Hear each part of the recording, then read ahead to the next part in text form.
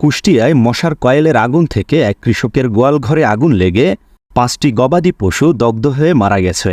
আগুন থেকে গরু রক্ষা করতে গিয়ে কৃষক আতিয়ার ও তার স্ত্রী বুলবুলি খাতুন আগুনে পুড়ে দগ্ধ হয়েছেন। শুক্রবার মধ্যরাতে কুষ্টিয়ার ইসলামী বিশ্ববিদ্যালয় থানার ঝাউদিয়া ইউনিয়নের আলীনগর মোল্লাপাড়া গ্রামে এ ঘটনা ঘটে।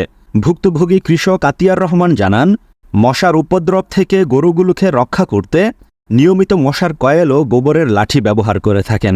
শুক্রবার রাতে কাজকর্ম সেরে তিনি ঘুমাতে যান। হঠাৎ রাত 12টার সময় গোয়ালঘর থেকে আসা আগুনের আলো ও তাপে তার ঘুম ভাঙলে তিনি গোয়ালঘরের চারপাশে আগুন দেখতে পান। তখন তার চিৎকারে আশপাশের মানুষ আগুন নেভাতে আসে।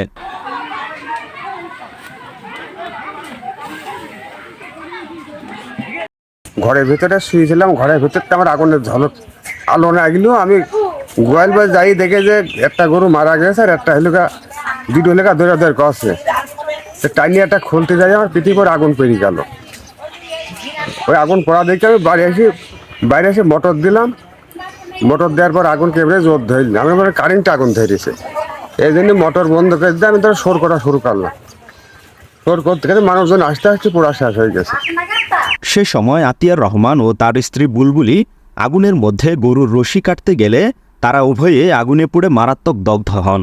দ্রুত ঘর থেকে বের হয়ে চিৎকার করতে থাকলে প্রতিবেশীরা এসে আগুন নেভান। ততক্ষণে তার 3টি গরু ও 2টি ছাগল পুড়ে দগ্ধ হয়ে মারা যায়। গোয়ালঘরে থাকা পেঁয়াজ, রসুন ও ভুট্টা পুড়ে ছাই হয়েছে। এতে কৃষক আতিয়ার রহমানের প্রায় 5 লক্ষ টাকার ক্ষতি হয়েছে। আগুনের ঘটনার পরদিন স্থানীয় ইউনিয়ন পরিষদের চেয়ারম্যান মেহেদি হাসান এবং আলীনগর গ্রামের ইউপি সদস্য সুজাউদ্দিন ঘটনাস্থল পরিদর্শন করেন এবং তাদের পরিবারকে সান্ত্বনা দিয়ে আসেন। সে সময় তিনি কৃষক ও খামারিদের মশার কামড় থেকে গবাদি পশু রক্ষা করার ক্ষেত্রে অধিক সচেতন হওয়ার অনুরোধ জানান।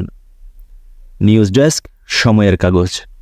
5 মিনিটের মধ্যে একেবারে দম দম করে বড় বড় দুই ঢাকার খাওয়ানো গরু আজ 11 মাস পুষছে। কেউ আসে সে আগুন থামাতে পারল না, বাঁচাতেও পারেনি। আমি একেবারে শেষ। গোয়ালি অনেক জিনিস, 32 গোয়াল, 60 জিনিস সব গোয়ালি আছে। মানুষ খামার সব কিছু গোয়ালি থাকে।